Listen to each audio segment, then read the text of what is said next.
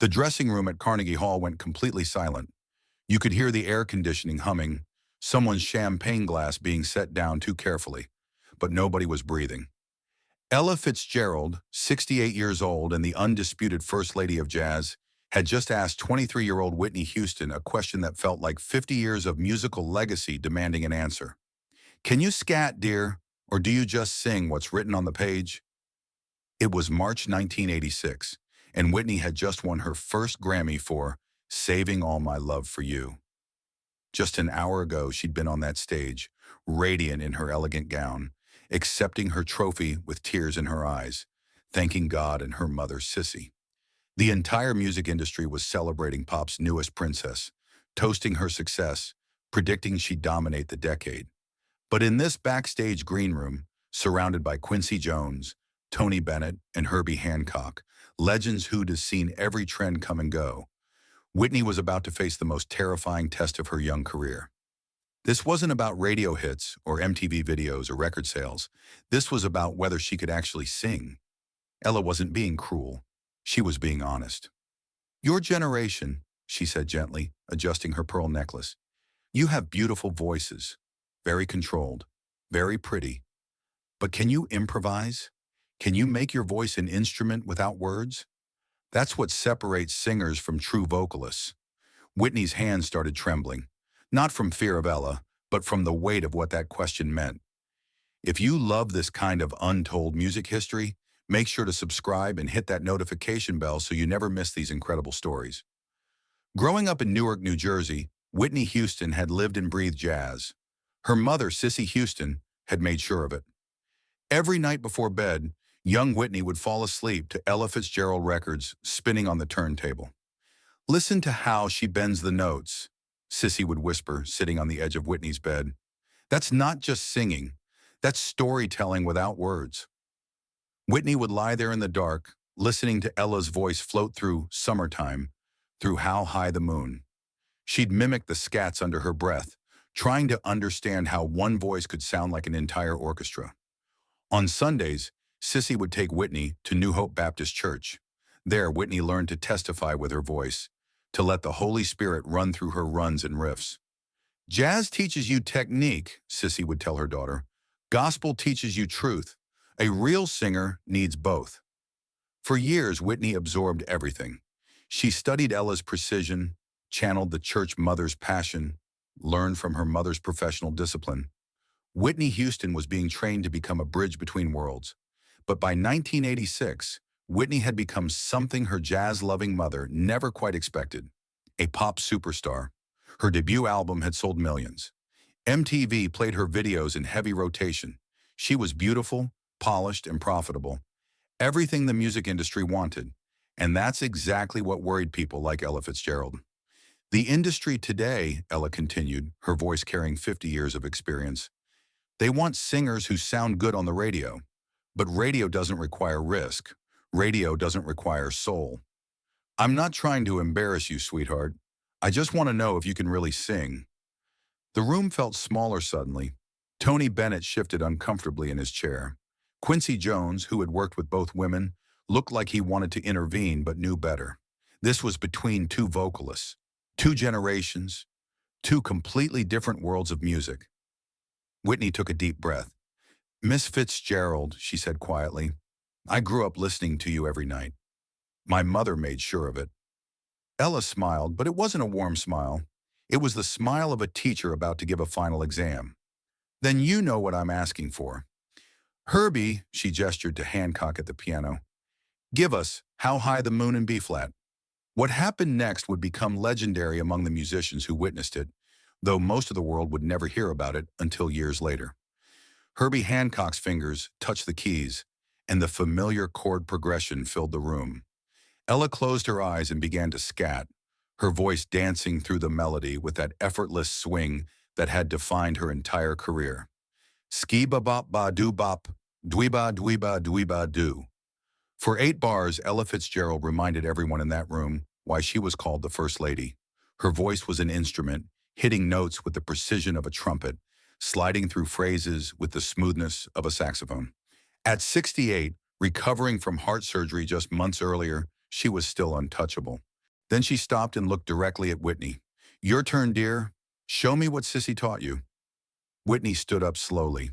She was wearing an elegant gown from the Grammy ceremony, her hair perfectly styled, her makeup flawless. She looked like a pop star. But as she closed her eyes and prepared to open her mouth, something shifted in her posture. The first 4 bars, Whitney did something that surprised everyone.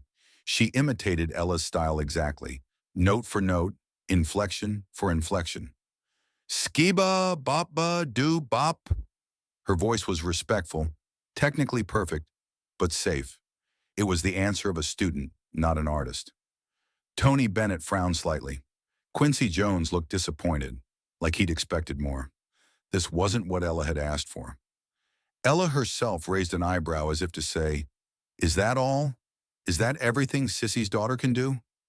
But then Whitney opened her eyes, looked directly at Ella Fitzgerald, and smiled.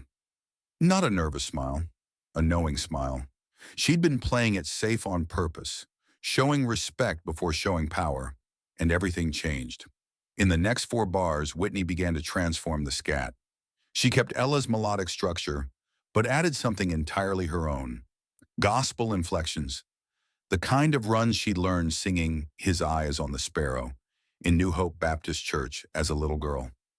Suddenly, the jazz scat wasn't just instrumental mimicry, it was testifying.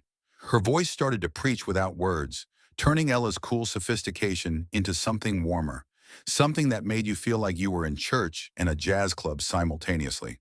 Herbie Hancock's eyes widened at the piano.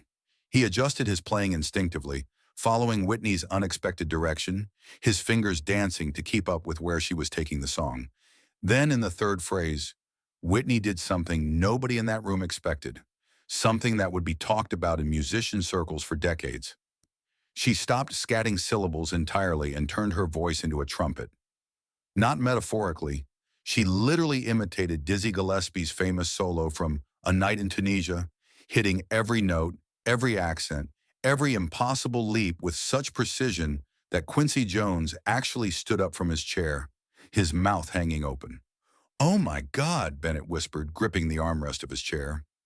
The young pop star, who was supposedly just pretty, was demonstrating a level of musicianship that took jazz instrumentalists years to master. And she was doing it with her voice. Just her voice. No microphone, no effects, no studio tricks. But Whitney wasn't finished, not even close. For the final 8 bars, she did something that defied explanation. She took Ella's original melody, lifted it 3 full octaves higher than any human voice should comfortably go, held it there while adding her own runs and riffs that seemed to bend the laws of acoustic physics, then brought it back down through a cascade of notes that made it sound like she was playing a saxophone, a flute, and a violin all at once. Her final note landed exactly where Ella had begun, completing a perfect circle. But the journey between had rewritten what everyone in that room thought they knew about the human voice. The silence that followed was so profound, you could have heard a pin drop on the carpet. When Whitney finally stopped singing, the silence in that room was deafening. Herbie Hancock pulled his hands away from the piano keys like they'd betrayed him. What the hell was that? Tony Bennett, who had performed with Ella Fitzgerald for over 30 years, rubbed his eyes. I've never heard anyone answer her like that.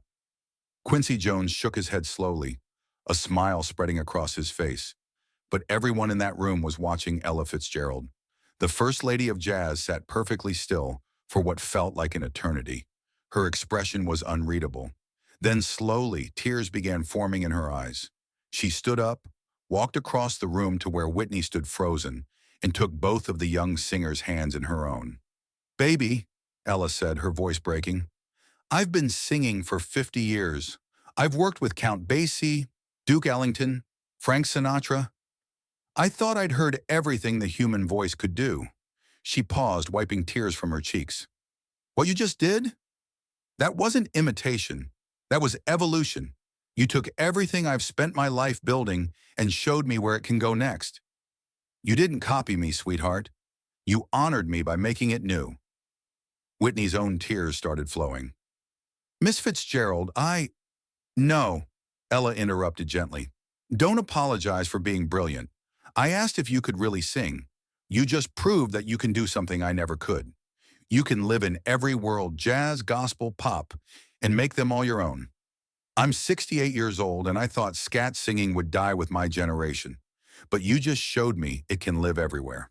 The moments stretched between them, mentor and inheritor, old guard and new voice, tradition and innovation all existing simultaneously in that Carnegie Hall dressing room. What nobody in that room knew was how far the ripples of that moment would spread. 4 years later, when Ella Fitzgerald released her final album, All That Jazz, in 1990, the liner notes contained a dedication that confused many critics. To Whitney Houston, who reminded this old lady that vocal improvisation has no genre, only soul. In 1993, just 3 months before Ella passed away, she gave her final interview to Downbeat magazine. When asked about jazz singing's future, her answer was immediate. Watch Whitney Houston. She doesn't call it jazz, but when she runs those riffs, that's jazz DNA. That night at Carnegie Hall, she showed me the voice I dedicated my life to will never die. In 1996, when Whitney recorded I Believe in You and Me for The Preacher's Wife soundtrack, she included a 15-second improvisation in the final chorus that music historians would later analyze as a direct descendant of Ella Fitzgerald's scat technique, transformed through gospel and applied to contemporary pop. It was everything that night in 1986 had promised, captured on record for the world to finally hear. The musicians who were in that Carnegie Hall dressing room rarely spoke about what they witnessed, mostly because they knew words couldn't capture it. You had to be there, Herbie Hancock would say years later. You had to see Ella's face. You had to hear Whitney's voice filling that space. It wasn't just impressive, it was sacred. Tony Bennett put it differently. I've seen a lot of great moments in music. That wasn't one of them. That was the moment. The moment one generation passed the torch to the next, and the next generation showed they could carry it higher than we ever imagined. But perhaps the most telling response came from Quincy Jones, who produced both Ella Fitzgerald and worked extensively with Whitney Houston over the years. In an interview decades later, he was asked about the greatest vocal performance he'd ever witnessed in person. Most people expect me to say something from a recording session or a concert, Quincy said. But the greatest vocal performance I ever witnessed happened in a dressing room at Carnegie Hall in 1986. Whitney Houston made Ella Fitzgerald cry tears of joy by showing her that everything Ella had built would live forever. Not because Whitney copied it, but because she understood it deeply enough to transform it. That's not just talent. That's legacy in action. Ella Fitzgerald tested Whitney Houston that night because she needed to know if the future of music was in good hands. Whitney's answer, delivered not in words but in notes that bent reality, proved that it was. Have you ever had a moment where someone tested you, doubted you, only to be proven completely wrong by what you could do? Share your story in the comments below. And if this untold piece of music history moved you, hit that like button and share it with someone who needs to hear about the power of proving yourself through your gift, not your words. Because sometimes the greatest teachers give us the hardest tests not to watch us fail, but to witness us fly.